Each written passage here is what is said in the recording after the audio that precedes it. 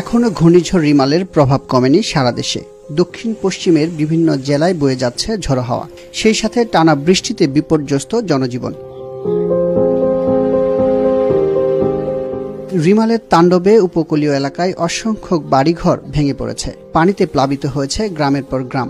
ঘরের ভিতরে ল্যাপটপ সব যা ছিল, খাদ্য খাবার যা ছিল ভিজে গেছে, চাউল বাজার সব ভিজে গেছে। ঘরের ভিতরে এখন বর্তমান কাদা। আমার যে কোনো ঘুম নেই, হাঁটতে হাঁটতে যাচ্ছে গেছে। আচ্ছা ফরদের আদান দিলে এই যে নৌকার বাড়া বুড়ি গেছে, ভাইজি গেছে সব, এই গত বলছি লঙ্কা পালাম। বৃষ্টি আর ঝড় হইতেছে, ঘুম আসে ছেলেপেলে নিয়ে সাইকেলের সেন্টারে রয়েছে কিছু লোক। আমরা তো রাস্তাঘাটে দৌড়াতে নৌকা তুমি ঠেকাইতে পারতেছি না, বাতাস ঝড়।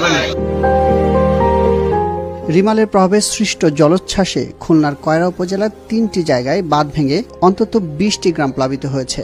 এতে ভেসে গেছে চিংড়ির শতাধিক ঘের, ভেঙে গেছে কয়েকশো কাঁচা ঘরবাড়ি ও দোকানপাট। এছাড়া রাত জুড়ে ভারী বৃষ্টি ও ঝড়ের তাণ্ডবে উপজেলার ৭টি ইউনিয়নে ব্যাপক ক্ষয়ক্ষতি হয়েছে।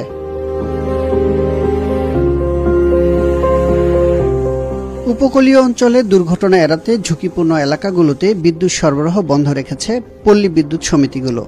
বিআরইবির তথ্য বলছে, উপকূলীয় বিভিন্ন এলাকার প্রায় ১.৫ কোটি গ্রাহকের বিদ্যুৎ সরবরাহ বন্ধ রয়েছে। সবচেয়ে বেশি বিদ্যুৎহীন এলাকাগুলোর মধ্যে রয়েছে পটুয়াখালী, বাগেরহাট, ভোলা, পিরোজপুর, সাতক্ষীরা ও ঝালকাঠি জেলা। বরিশাল শহরে জোয়ারের পানি ঢুকে শহরের বিভিন্ন এলাকা প্লাবিত হয়েছে। বিভাগের ৬ জেলায় পানিবন্দী হয়ে পড়েছে কয়েক লাখ মানুষ। জোয়ারের সময় ৬ ফিট পর্যন্ত বৃদ্ধি পেয়ে প্রবাহিত হয়েছে তেঁতুলিয়া, কীর্তনখোলা ও মেঘনা নদীর পানি। মোটামুটি পিরোজপুর, ভোলা, বরিশাল, খেপুপাড়া, কুতুবদিয়া এসব নিম্ন অঞ্চলগুলো তলিয়ে গেছে এবং সেসব জায়গাতে সার্চ ৮ থেকে ১০-১২ ফিট সার্চ হয়েছে।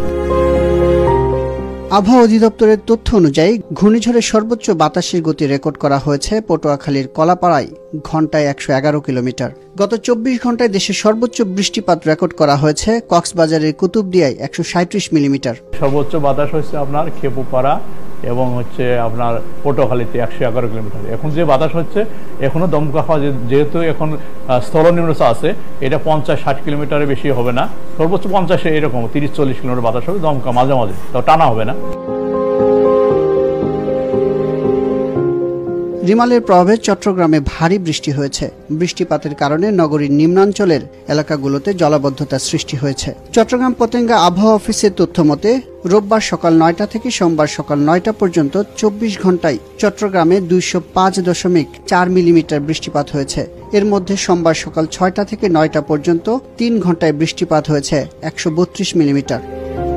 যে কোনো জার্নিতে যখনই যান, চাই বিশুদ্ধ পানি। বিশুদ্ধ পানির জন্য আস্থা রাখুন প্রাণ ড্রিঙ্কিং ওয়াটারে, যে রিভার্স অসমোসিস সহ ১৩টি ধাপে পরিশোধিত প্রাণ ড্রিঙ্কিং ওয়াটার।